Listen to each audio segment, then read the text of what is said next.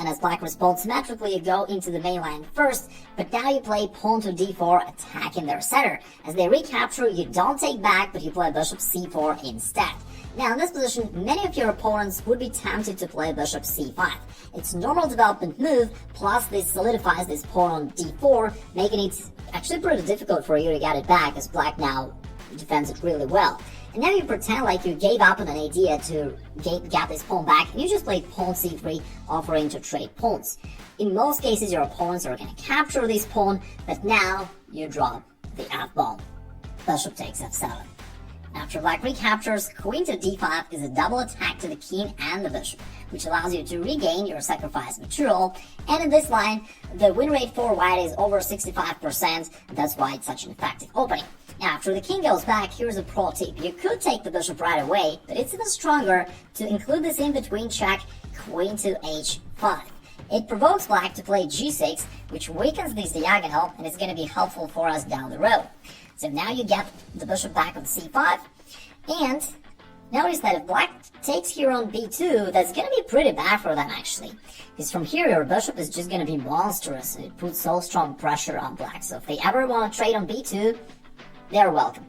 Now, if they don't trade, they're going to do something else. Let's say d6, doesn't really matter. Then you are going to get this pawn back by the queen. You also hit this rook on h8. Notice how useful it is for us that the pawn stands on g6, not on g7.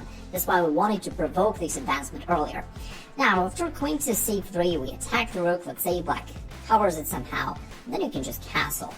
And in this position, it's pretty easy for you to develop your attack. Let's not forget that this king has moved back and forth, therefore it can't castle anymore. It's going to stick there in the center of the board, and you're just going to play bishop g5 probably, put pressure here, maybe bishop h6, and then break through in the center with e5 and knock out the king along the e-file. So generally your plan is very simple. I'll show you an example variation. You don't have to remember it, it's just to illustrate how the game possibly could continue.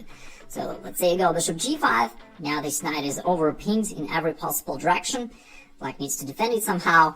You could play knight d2 just to finalize your development, and then at some point e5 and you're going for the kill. Let's say queen e7, you can even play e5 right away. You could go rook e1 and then e5, or just e5 straight away. Let's say black captures, you can sack the knight over here, and on the next move you play rook e1, and because of this massive pin along the e-file, you're going to get the knight back on the next move after rook takes e5, which this will also hit both the king and the queen. Again, the king cannot castle, so it's going to stick there in the center of the board, and you're going to win the game easily. How about your opponent trying the Sicilian defense against you? Comedy number 4 is the surprising Mangarini variation pawn to a3. Looks absurd at first, looks like it violates all the classical opening rules, and yet it brings phenomenal results.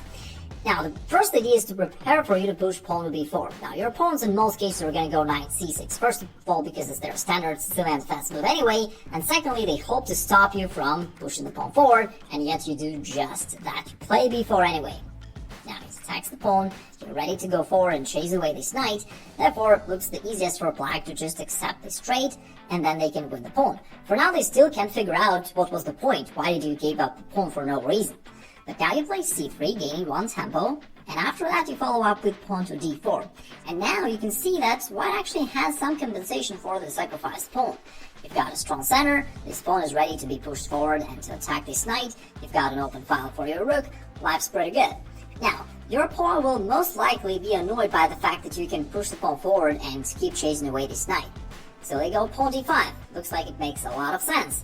Controls the center, opens up this bishop, and just follows all the normal rules. You trade on d5, queen takes, and now you play another weird move, knight to a3. So far it still looks like you just have no idea what you're doing, you violate all the rules, you put the knight on the rim of the board, you don't fight for the center, like all that stuff, and you gave up a pawn. But strangely enough, you've got a very strong threat of knight going to b5, and from here, jumping forward to c7 with a royal fork to the king, queen, and even the rook in the corner of the board. Although the threat is very simple, it's very hard for black to stop it. This gives you 68% win rate, and it's a lot of fun. In most cases, your opponents are going to go pawn e5, which looks active, but it misses the mark, because it does nothing to stop you from going knight to b5. Of course, we're not going to trade, we're going to push our own plan, knight b5. Notice that our knight is defended, therefore he can't just capture it by the queen, and now knight to c7 is real, and from there we're going to fork all the valuable pieces your opponent has. Now, after the queen drops back to d8, trying to cover this square, it now gives path to your central pawn, so you can go forward and gain one more tempo. After this knight goes anywhere, doesn't really matter, you keep pushing the pawn forward, and now you lock your pawn completely, and you insist on playing knight to c7. There is still no normal way for black to cover the square, and the only attempt is going knight a6, trying to defend it. But you don't shy away from sacrificing your rook, because you gain significant advantages after that. Now after knight to c7 fork, you're gonna get your rook back with interest. So after king to d7, you could already win the rook, and that would give you an extra piece and a winning attack. But it's even stronger and much cooler to play queen a4, going for the checkmating attack. The following variation is just beautiful. The only square for the king to go to is to bravely move forward king to d6. And now your knight sneaks into your opponent's king's residency. Knight e8, check to the king. There is no way back for the king. You can always play either bishop a3 and control this diagonal, or bishop c4 and control this diagonal, and there is just no safe square for your opponent's king. Let's say he goes king e6, and you play bishop c4. And again, you're ready to bring your other bishop here, so the king can't hide there. Plus, our knight takes away this square. Our queen takes away this diagonal. You see that? It's such a strong attack out of nothing. So king goes to f5, let's say. Now queen c2, we just chase this king. If, let's say e4, you can now play g4. We just check, check, check all the way to the checkmate. And if king goes to e5, now you play f4. And after this trade on f3, here's a really beautiful finish. It's hard to believe that this position occurred in real practical games, but it's true. It's not a made-up position, and it is a checkmate. Alright, so far we talked about black playing the most natural moves, pawn e5, pawn c5. How about your opponent goes to some less popular options, for example, the Pirc defense? Now we got an interesting opening weapon against it. Here in the main line of the Pirc defense, you play bishop g5 first, threatening to double his pawns. Black goes bishop to g7, and now we push the pawn forward to e5 and attack this knight. What I like about all of these openings is that we actually count on your opponent playing the most natural, most expected moves, which lead him straight to failure. Now after this exchange on e5, your opponent realizes that you're gonna trade on d8 and expose their king, so they want to trade themselves. Okay, you recapture, still this knight has to go. After the knight goes, knight g4 looks like pretty cool for black. They're actually attacking this pawn twice, not that easy for you to defend it, but you say, okay, you want a pawn? Go get it. You play pawn h3. Your opponent is happily grabbing the pawn, but now after knight to d5, it's the payoff time. So knight is threatening to capture over here, and from there, we're gonna check the king and grab this rook in the corner. There is no way for black to defend it. Our rook on d1 is also doing a good job putting pressure here. We are actually attacking this pawn on e7 as well, but we don't really need it all that much because knight to c7 is just a really juicy fork to the king and the rook. If black tries to defend it by knight a6, that doesn't really work because you can simply trade it off by your bishop from here. So you trade off, and after that you still take knight takes c7, check to the king, it has to go king to f8. Now you could take the rook, but you don't even need it because rook to d8 is just a straightforward checkmate. Coming in number 2 is the bishop's opening with a 70% win rate in the main line. Now, if you've been following this channel for some time, then you know that the bishop's opening is one of my favorite openings for white, and now you'll see why. It's one of the reasons why. In this position, your opponent will usually play knight f6, knight c6, and bishop c5 in whatever order. But it doesn't matter for us, we're gonna aim for the same opening system. So your opponent goes knight f6, for example, attacking this knight, we defend it, knight c6, knight c3, bishop c5. Notice that we delayed development of our kingside knight because we want to give path to our pawn to go forward. And you play pawn to f4, aiming for something similar to the king's gambit, but here the advantage is that's not even a gambit because this pawn is defended. Therefore, if your pawn wants to trade, good for you. This will only help you to develop your bishop with a tempo, and you will have advantage in the center. In most cases, however, your opponents are going to play d6 and trying to just keep the position in the center. After that, you play f5. You shut down their light square bishop and you gain space on the king side. What I like about this variation is that it's really difficult for black to figure out the right path. And their usual moves, their trivial moves, just don't work. So after your opponent, let's say, castles, thinking that he's doing all the right stuff, all the book moves, right? Develop minor pieces, castle, play pawn in the center. Black seems to do all the correct moves, but after bishop g5, basically they're done. There is no way out of this pin. We're gonna go knight d5, trade on f6, expose the king, and go for the attack. Now this pawn f5 is doing a great job. It just locks the position for black. They can't get out, they can't develop this light squared bishop and can't do much.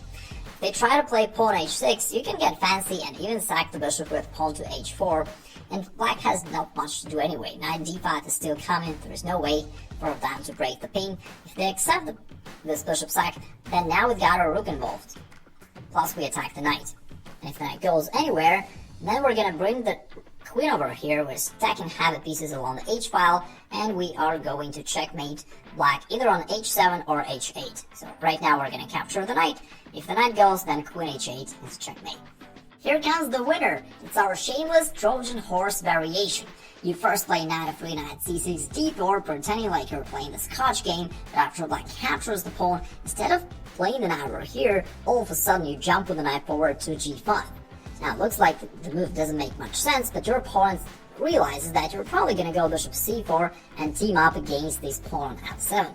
Therefore, in most cases, your opponents are going to go pawn to h6 trying to kick this knight away.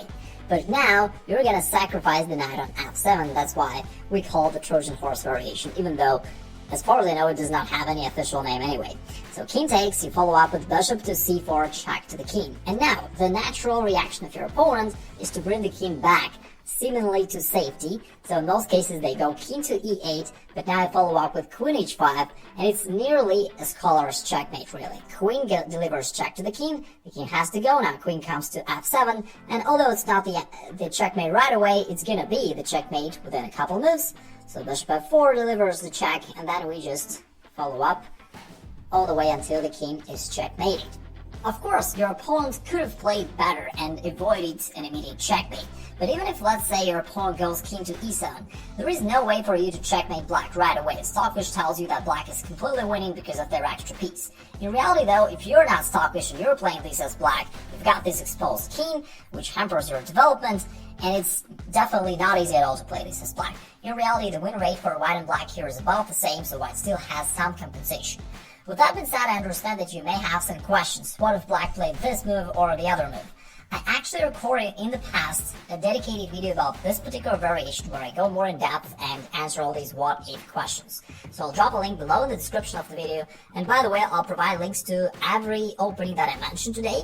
So if you got interested in one of these opening systems, you can head over to the description, find the video about it, and study it in detail so that you'll be ready to use it in your games. If you enjoyed this